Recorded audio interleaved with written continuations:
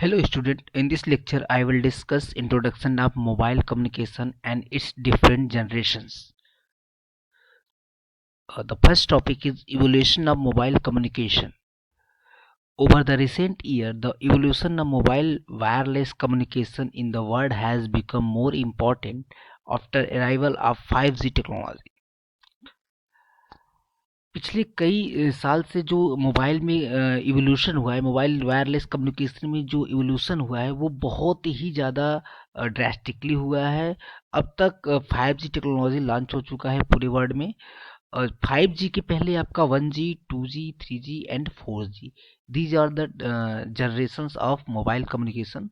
So these generation I will discuss one by one what happened basically in this generation and what evolutions has been came one by one. Okay, so I will discuss one by one. जैसे यहाँ पर दिखाया गया है, एक बच्चा होता है, पहले छोटा होता है, फिर चलता है, फिर और बड़ा होता है, फिर और बड़ा होता है, फिर क्या होता है, फिर वो अपने लाइफ में आगे बढ़ने के लिए परफेक्ट हो जाता है। ठीक है, तो इसी तरह दिखाया गया है कि पहले 1G में क्या था आपका, ये एनालॉग टेक्नोलॉजी यूज होता था। फिर उसके बाद आपका 2G आया, 2G में डिजिटल टेक्नोलॉजी यूज होने लगा। फिर वायरलेस कैपेबिलिटी 3G में यूज हुआ। 4G में आपका फोन्स बिकम क्या हो गया, मोर कंप्यूटराइज्ड हो गया। ठीक है, फिर आपका ये और स्पेशली बैटरी जैसे लैपटॉप का जैसा नहीं होता है उस तरह से 5G में हो जाएगा।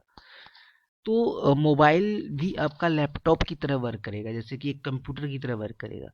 तो this is the history of mobile technology.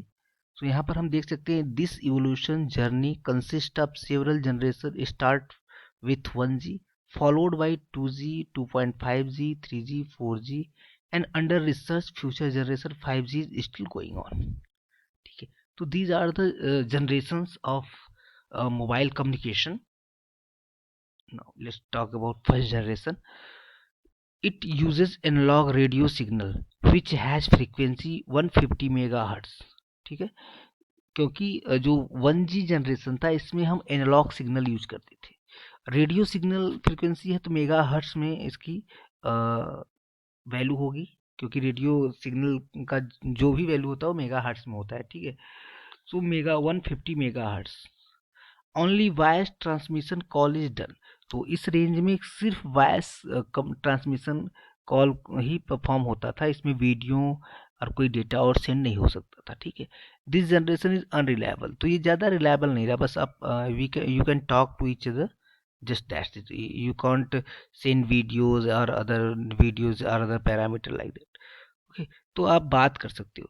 इसकी स्पीड 2.4 किलो बाइट पर सेकेंड होता था। ठीक है, this is the data rate which is speed.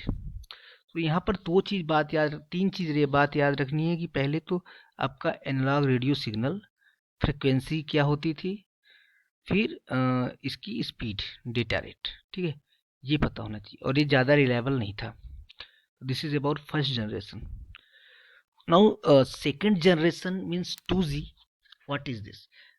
The next generation of mobile network is 2G uses G technology. GSM क्या होता है? Global system for mobile communication. ठीक है, तो 2G में उन्होंने एक टेक्नोलॉजी एक्स्ट्रा ऐड किया जो जिसका नाम है GSM, global system for mobile communication. Second part है some of its significant feature included send text message, जिसको SMS बोलते हैं, पिक्चर मैसेजेस। तो पहले क्या था, सिर्फ वॉइस कम्युनिकेट करते थे 1G में। ठीक है, वॉइस डेटा ही सेंड होता था, लेकिन इसमें क्या हुआ, आप टेक्स्ट मैसेज भी सेंड कर सकते हैं जिसको हम शॉर्ट फॉर्म में SMS बोलते हैं, और पिक्चर मैसेजेस भी आप सेंड कर सकते हैं 2G में। It uses digital signal for transmission rather than analogue. तो एनालॉग सिग्नल सिर्फ फर्स्ट जनरेशन तक था। जब 2G में आया तो आपको क्या होगा, डिजिटल सिग्नल आप ट्रांसमिट करते हो, और इसकी डेटा स्पीड थोड़ा ज़्यादा हो जाएगी, 64 किलो बाइट पर सेकेंड। पहले वाले में कितना था? पहले वाले में 2.4, बहुत कम है। ठीक है, इसके बाद सीधे ड्रेस्टिकली बढ़ गया 64 किलो बाइट। तो 2G में ये सिस्टम है, GSM यूज हुआ, GSM टेक्नोलॉजी एड अप हुआ, one thing. Second thing, you can send text messages और SMS as well as pictures messages. Okay, और तीसरी चीज, इसमें डिजिटल सिग्नल ट्रांसमिशन होता है। एंड फोर्थ है इसका डेटा रेट, जिसकी वैल्यू 64 किलोबाइट पर सेकेंड, और 1G में 2.4। ठीक है। Next point, 2.5G। 2.5G में क्या था, टू में क्या था, GSM यूज होता था। 2.5 में GPRS सिस्टम यूज हुआ, जिसको हम जनरल पैकेट रेडियो सर्विस बोलते हैं। ठीक है। It extension of the existing 2G network to have the capacity of launching packet based services while enhancing the data rate supporting by these networks। ठीक है। तो पहले क्या हुआ कि आपका जीएसएम था, GSM system global mobile communication system use होता था। यहाँ पर क्या किया कि जीपीआरएस सिस्टम हुआ। जीपीआरएस मतलब कि जो भी आपका सर्विसेज थी उसको एक पैकेट के फॉर्म में लॉन्च करते थे, जिससे कि हमारा डेटा रेट बहुत ज़्यादा इंक्रीज हो जाता था। ठीक है। It provides services such as wireless application protocol in the short form WAP, wireless application protocol access, multimedia messaging service MMS। ठीक है। And for internet communication service such as email, world wide wireless web access. तो आप इसमें कह सकते हो internet सुविधा इसमें आ गई। ठीक है। इंटरनेट सुविधा 2.5G में स्टार्टिंग हो गया था। एमएमएस मीन्स आप मैसेज सेंड करते थे, टेक्स्ट मैसेज, अब आप वीडियो की मैसेज सेंड कर सकते हो, तो उसको बोलते हैं MMS, multimedia messaging service. So this is the advancement in this 2.5G as compare to 2G। Okay. 3G की बात करो तो 3G is the third generation mobile phone standards and technology. 3G uses CDMA में technology, code division multiple access. इस CDMA में क्या होता है, ये होता है चैनल का जो मल्टीप्लेक्सिंग टेक्निक होता है, तो उसमें तीन तरह का होता है। Frequency division multiplexing access, time division multiplexing access and code division multiplexing. तो 3G में हम code division multiplexing access use करते हैं, जो कि बहुत ही डेटा रेट अच्छा होता है, जो भी आपका स्पीड होता है वो भी अच्छा होता है फॉर डेटा ट्रांसमिशन। तो आप देख सकते हो कि 3G ट्रांसमिशन में data up to 2 megabytes per second तक होता है। ठीक है। पहले क्या था, 2.4 किलोबाइट्स पर सेकेंड 1G में। 2G में कितना था, 64 किलोबाइट पर सेकेंड। 3G में आपका 2 मेगाबाइट्स, तो इस डेटा रेट बहुत ज़्यादा बढ़ गया। ठीक है। 3G has the following enhancement over 2.5G and previous networks। So these are the following enhancement which has been performed in 3G as compared to 2.5G। These are the enhanced audio and video streaming। ठीक है। Several times higher data rate, आप यहाँ देख सकते हो बहुत ज़्यादा है, मेगाबाइट 10 to 6। ठीक है। किलोबाइट्स और मेगाबाइट्स में अंतर है, 1000 टाइम्स ग्रेटर है। वीडियो कॉन्फ्रेंसिंग सपोर्ट इसमें पॉसिबल है, web and web browsing at higher speed। Okay। 4G, this generation provide wider bandwidth, higher security and high speed internet access।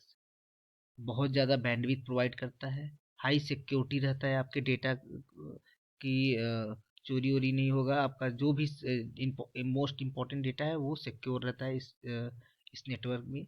And high speed internet access you can find this generation based on the long term evolution, जिसको हम short form में LTE बोलते हैं। ठीक है। The 4G is offering improved multimedia video guessing, world wide access and around the world transportability through the wide range of gadget. ठीक है। तो 4G आपका कुछ भी आप ऑफर कर सकते हो। अब बहुत ज़्यादा इम्प्रूव्ड वर्जन मल्टीमीडिया वीडियो है, आपका वर्ल्ड वाइड एक्सेस है, around the world transmit portability through wide range of gadget. ठीक है। तो सब में ये you can. 4G transmit data up to 100 megabytes per second. देख लो स्टार्टिंग कहाँ से हुआ था 1G का, 2.4 किलोबाइट्स पर सेकेंड, और 4G तक आते आते कितना हो गया, 100 मेगाबाइट्स पर सेकेंड। ठीक है। तो this is the advancement in the mobile communication generation. 4G also features reduced latency while if you are mobile gamer is essential। ठीक है। और with reduced latency you will see the much reduced response to your command। So it provide imaging experience for gamer playing and fight. तो ऐसा कुछ मतलब नहीं है, इसका मतलब है आप 4G में गेम आसानी से खेल सकते हो, और स्पीड आपका जो इंटरनेट का होता है बहुत फास्ट होता है, ठीक है। तो ये पॉइंट इतना इम्पोर्टेंट नहीं है, मेन पॉइंट आपका क्या है कि ये हाई सिक्योरिटी, हाई स्पीड, और कितना स्पीड होता है ये इम्पोर्टेंट है, ठीक है। तो 4G का 3G में क्या डिफरेंट है ये हो गया, और 3G का हमने पहले बता दिया था। डिसएडवांस एडवांटेज ऑफ 4G। अब 4G की कुछ डिसएडवांटेजेस हैं, क्या है? 4G introduce A potential inconvenience for those who travel internationally. 4G में ये प्रॉब्लम है कि अगर कोई भी व्यक्ति है जो इंटरनेशनली मतलब एक देश से दूसरे देश में ट्रेवल कर रहा है, ठीक है, तो वो कनेक्शन इश्यूज के आते हैं। In order to make and receive 4G voice call, the subscriber handset must have matching frequency, in the some case required unlocking, ठीक है।